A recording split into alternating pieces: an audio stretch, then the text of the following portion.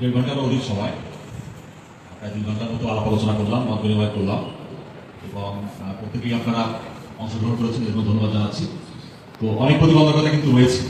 আমরা আমার বক্তব্যের শুরুতে বলছিলাম যে আমরা একটি এক্সপেরিমেন্ট করেছি। যারা নতুন আছে, আপনারা অনেকেই, বিশেষ করে রাজশাহীতে যারা আছেন, মোটামুটি অনেকেই এই জনপদেরই মানুষ, দীর্ঘদিন ধরে এই এলাকাতে আছেন এবং এইগুলোর সাথে মোটামুটি অভ্যস্ত। তো বড় একটি চ্যালেঞ্জ আছে, ব্রিজের চ্যালেঞ্জ। ব্রিজ এখানে দুর্ঘটনা ঘটলে প্রতিবন্ধকতা আছে, এটা মেনে নিয়ে কিন্তু আমাদের এই মহাসড়কের কর্মযোগ্য আমাদেরকে পার করতে হবে। আমাদের সার্ভিস লাইনের এখানে অবশিষ্ট অনেক কিছু সংস্কারমূলক কার্যক্রম যেটি কিন্তু এখনো রয়ে গিয়েছে। খুব বড় ধরনের মোটা দাগের সমস্যা কিন্তু করা সম্ভব হচ্ছে না।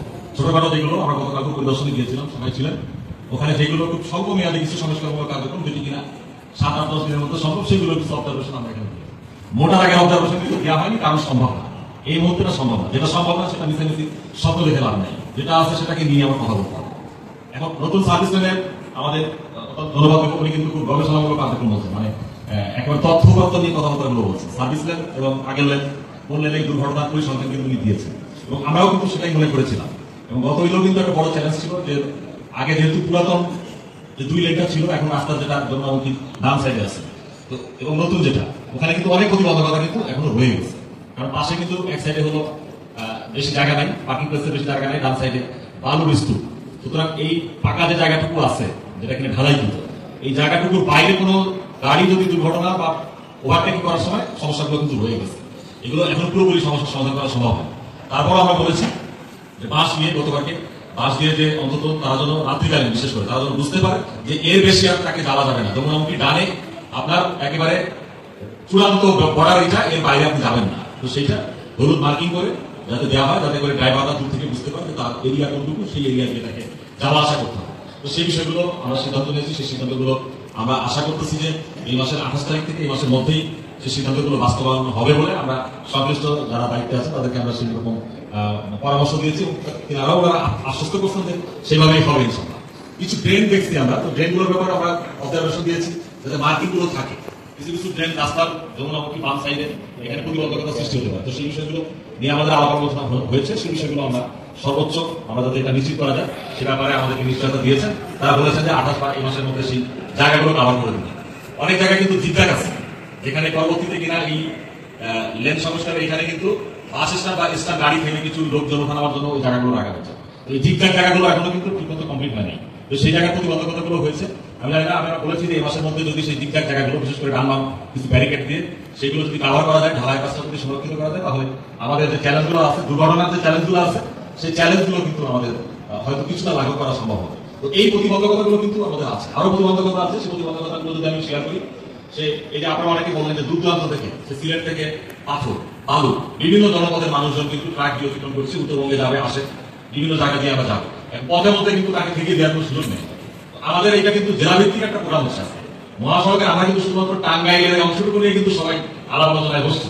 তো এরপরে বিভাগীয় পর্যায়ে, রেল পর্যায়ে কিন্তু আলাপ আলোচনা হবে এবং জাতীয় পর্যায়ে আমাদের সম্মানিত সড়ক বিভাগ, তারপর আমাদের যে মন্ত্রণালয়, স্বরাষ্ট্র মন্ত্রণালয় আছে, তারাও কিন্তু একটা মিটিং করবে। তো আমরা এখান থেকে আমরা আমাদের ওয়েতে আইন শৃঙ্খলা বাহিনীর সদস্য হিসেবে প্রশাসন যারা আছেন, নিশ্চয়ই আপনারা আপনাদের ওয়েতে, যে কিনা বাস মালিক সমিতির যে কিনা জেলা প্রধান আছেন, তিনি বিভাগীয় প্রধান, যিনি কিনা মূল নেতৃত্বে আছেন, আপনারা আপনাদের তরফ থেকে মেসেজগুলো যেমন দিবেন, আমরা আমাদের তরফ থেকে যে প্রতিবন্ধকতা যে জায়গাগুলো আছে, সেই প্রতিবন্ধকতা জায়গাগুলো আমরা কিন্তু মেসেজ দিব।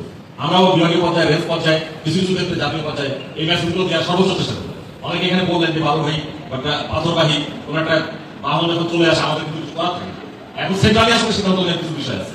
এখানে আরো বড় চ্যালেঞ্জ আছে, যেমন আমাদের পাশে কিন্তু চন্দ্রা আছে, সাভার এলাকা আছে, যেখানে প্রচন্ড পরিমাণে গাড়ি ওখানে অবস্থান করে এবং হাজার হাজার লক্ষ লক্ষ লোকজন মানে যানবাহনগুলোতে ওঠে আমাদের কিন্তু উত্তরবঙ্গে টাঙ্গাইল মুখী হতে থাকে। এবং আমরা কিন্তু গতবার কিন্তু এই জায়গাগুলো কিন্তু দেখেছি যে সন্ধ্যার পরে চন্দ্রা এলাকায় লক্ষ লক্ষ শ্রমিক ভাই ওরা উঠে বসে গেছে, বিভিন্ন সরকারি কর্মচারী, বিভিন্ন যারা বিভিন্ন দপ্তরের লোকজন ছুটিতে ছুটে বসে। এবং দেখা গেল আমাদের এদিকে রাত 11টা 12টা থেকে মানে পঙ্গমালের মতো করে গাড়ি আসতে শুরু করে। এরকম কিন্তু আমরা গতবার দেখেছি। এবং সেই জায়গাগুলো কিন্তু বড় প্রতিবন্ধকতা জায়গা আছে, যে একসাথে হাজার হাজার গাড়ি চলে আসে। দেখা গেল ঢাকা শহরে যে সমস্ত ডবল ডেকার আছে, ছোট ছোট মিনি বাস আছে, সমস্ত গাড়িগুলো কিন্তু চলে আসে। আমরা গতবার কিন্তু সেই প্রস্তাবগুলো দিয়েছিলাম যে এই সমস্ত বাসগুলোতে না আছে, কিন্তু লক্ষ্য করলাম রাত 11টা 12টার সময় রাতের আধারে সেই বাসগুলো কিন্তু ঠিক ঘুরে পড়তেছে, ডবল ডেকার আসছে, ওই যে পল্লবী, ঢাকা, গুলিস্তানের সব বাস এদিকে চলে আসে। আমরা সেটা কিন্তু প্রত্যাখ্যান করেছি। কিন্তু আমাদের কিন্তু কিছু করার থাকে, কারণ গাড়িতে 50-60 জন যাত্রী, ঘরমুখী মানুষ, আমরা ইচ্ছা করলে গাড়ি সামাল দিতে পারতেছি না। অনেকে তো ঘটনায় পতিত হচ্ছে, অনেকে বিজেপি আটকা পড়ে যাচ্ছেন, আমাদের কিন্তু সেই চ্যালেঞ্জটা কিন্তু নিতে হচ্ছে। আমাদের এখানে টাঙ্গাইলে আমাদের দায়িত্ব আছে, বিশেষ করে ট্রাফিক বিভাগ, আমাদের কিন্তু সেই চ্যালেঞ্জটা কিন্তু সেই রাতে আধারে গভীরে সেই চ্যালেঞ্জটা নিতে হচ্ছে। এখানে যারা বিদেশের সাথে সংশ্লিষ্ট যারা আছে দায়িত্বপ্রাপ্ত, তারা টের পেয়েছে যে কি করে এই সমস্যা কিভাবে লাঘব করা যায়। এটা কিন্তু সেই চ্যালেঞ্জটা আমার মনে হয় কেন জানি এবারও থাকছে।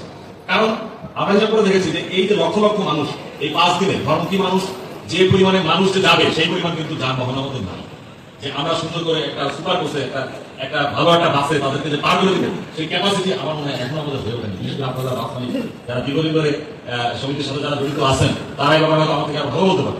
কিন্তু আমরা লক্ষ্য করেছি যেভাবে হাজার হাজার মানুষ আসে, তো সেই হিসাবে কিন্তু ওই ধারণ ক্ষমতার ভালো বাসটা বা একটু যান্ত্রিক মুক্ত বা দুর্ঘটনা মুক্ত বা ভালো তাদের কিনা বডি কাভারেজ ভালো আছে এই ধরনের বাসগুলো দিয়ে তাদেরকে পরিবহন করবো, এরকম কিন্তু ক্যাপাসিটি আছে কিনা এই বিষয়ে আলাপ আলোচনা হইতে পারে। সুতরাং কিন্তু মনে হচ্ছে যেভাবে হাজার হাজার বাস আসে তাতে ক্যাপাসিটি আছে কিনা সেই বিষয়গুলো ভাবা যায় না। তো আমি এই চ্যালেঞ্জের কথাগুলো বলবো, এই কথাগুলো আমাদের চ্যালেঞ্জ। আমরা খুব প্রত্যক্ষভাবে, বিশেষ করে আমি প্রিন্সিপাল হিসেবে গতবার আমাদের একটা এক্সপেরিমেন্ট ছিল যে যেহেতু নতুন নির্দেশকে আগে অনেক কিছু শুনছি, বাস্তবে এটা সরাসরি দেখার সুযোগ ঘটেছে দিনে রাতে কিভাবে হয়।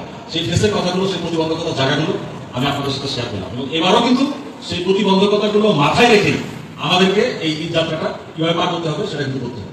অনেক প্রশংসা হয়েছে, অনেক প্রশংসিত হয়েছে, অনেক লোকজন 24 ঘন্টা কাজ করেছেন, কিন্তু প্রশংসা এমনি আসে না, সবাই মিলে কিন্তু কাজ করেছেন বলে কিন্তু প্রশংসিত হয়েছে। এই প্রতিবন্ধকতাগুলো কিন্তু গতবার ছিল, আমরা অনেকেই মুখ দিয়ে বলেছি, অনেকেই কিন্তু বলতে পারি নাই, আমি বলার চেষ্টা করলাম, আরো অনেক আছে। এই প্রতিবন্ধকতা কিন্তু গতবার ফেস করে শুধুমাত্র আমি মনে করি যে আন্তরিকতা, সবার মধ্যে একটা আন্তরিকতা ছিল এবং একটা সৌহার্দ্য পরিবেশ ছিল, সমন্বয় ছিল, যার কারণে এই চ্যালেঞ্জগুলোকে মাথায় রেখে আমরা কিন্তু ধর্মগুলোকে বড় ধরনের কোনো বিপদ না ঘটিয়ে তাদেরকে কিন্তু আমরা এই ব্রিজটাকে পার করতে পেরেছি। এই জন্য কিন্তু সকল ক্রেডিট আমার মনে হয় সকলেরই আছে। তো আমরা এই প্রতিবন্ধকতাগুলো নিয়েই আমরা এবারও আমাদের ঈদুল আজহা যে ঘরমুখী মানুষরা আমাদের, বিশেষ করে আমাদের টাঙ্গাইলের উপর দিয়ে যারা যাবে, লক্ষ লক্ষ মানুষ যাবে, তাদেরকে কিভাবে নিরাপদে রাখা যায় তাই নিয়েই আমরা আলোচনা করলাম। এবং এখানে কিন্তু অনেকগুলো পয়েন্ট আসছে সংশ্লিষ্ট যারা এই রাস্তার সাথে কানেক্টিং বিভিন্ন, বিশেষ করে ট্রাক মালিক সমিতি, বাস মালিক সমিতি এবং বালুমহল এবং বিভিন্ন পৌরসভা এবং গরুর হাট সহ বিভিন্ন যারা আপনারা বিভিন্ন পর্যায়ের স্টেক হোল্ডার যারা এসেছেন, সুচিন্তিত মতামত হয়েছে। আমরা আপনাদের প্রস্তাবগুলো সবকিছু মিনিটস আকারে নিয়েছি এবং গোটা জায়গায় যে কথাগুলো হচ্ছে এগুলো আমরা সমাধান করার সর্বোচ্চ চেষ্টা করবো। এবং আমার মনে হয় আমরা যদি ছোট করে বলি, আমাদের যে পরিকল্পনা আছে এবারও আমরা আশা করছি আগামী 2 তারিখ থেকে আমাদের জেলা পুলিশের যে ডেপ্লয়মেন্ট যে প্ল্যানটা থাকে প্রতি বছর, এবার আমরা 2 তারিখ থেকে দুপুর থেকে আমরা সেই প্ল্যানটা রাখবো। এবং আমরা গতবার মোবাইল টিমগুলো রেখেছিলাম, ক্রিকেট টিমগুলো রেখেছিলাম।